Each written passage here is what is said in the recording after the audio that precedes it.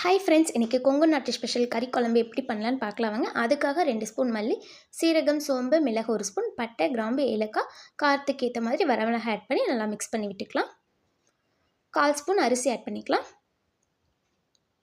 கருவேப்பிலை ஆட் பண்ணிக்கலாம்.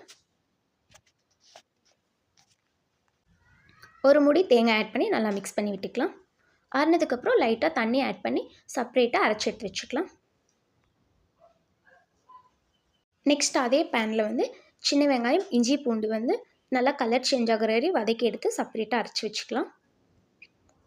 நெக்ஸ்ட் ஒரு பேன் வச்சு பேன் ஹீட் ஆனது பட்டை, கிராம்பு ஆட் பண்ணிக்கலாம். ஒரு பெரிய வெங்காயம் ஆட் பண்ணிக்கலாம். சின்ன வெங்காயம், இஞ்சி, பூண்டு பேஸ்ட் ஆட் பண்ணி ராஸ்மெல் போகிற வரை நல்லா வதக்கி விட்டுக்கலாம்.